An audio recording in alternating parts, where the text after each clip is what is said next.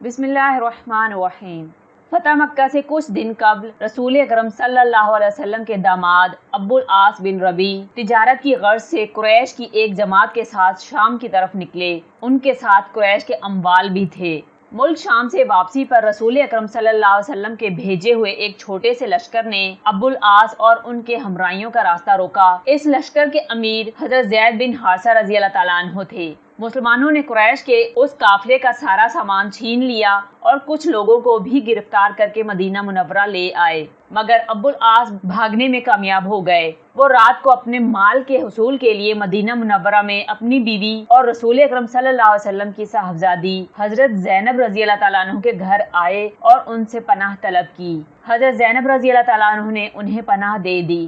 جب رسول اکرم صلی اللہ علیہ وسلم نے صبح کی نماز کے لیے اللہ اکبر کہا تو حضرت زینب رضی اللہ تعالیٰ عنہ نے عورتوں کی صف میں سے آواز دیتے ہوئے کہا، لوگو، میں نے ابو العاص بن ربیع کو پناہ دی ہوئی ہے۔ رسول اکرم صلی اللہ علیہ وسلم نے جب سلام پھیرا تو لوگوں کی طرف متوجہ ہوئے اور ارشاد فرمایا، میں نے جو کچھ سنا ہے وہ تم لوگوں نے بھی سنا ہے؟ صحابہ کرام رضی اللہ تعالیٰ عنہ نے عرض کی، ہاں۔ رسول اکرم صلی اللہ علیہ وسلم نے ارشاد فرمایا، قسم ہے اس ذات کی جس کے ہاتھ میں میری جان ہے، مجھے اس سلسلے کی کچھ خبر نہیں کہ میری صاحبزادی نے ابو العاص کو پناہ دے رکھی ہے، یہاں تک کہ میں نے بھی ابھی یہ بات سنی جو تم نے بھی سنی ہے۔ پھر آپ صلی اللہ علیہ وسلم نے فرمایا، مسلمانوں میں سے کوئی ادنا آدمی بھی کسی کو پناہ دے سکتا ہے۔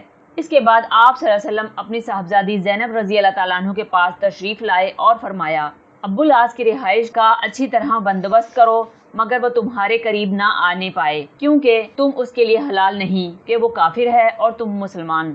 حضرت زینب رضی اللہ تعالیٰ عنہ نے رسول اکرم صلی اللہ علیہ وسلم کو بتایا کہ ابو العاص اپنا مال طلب کرنے کی غرض سے آئے ہیں۔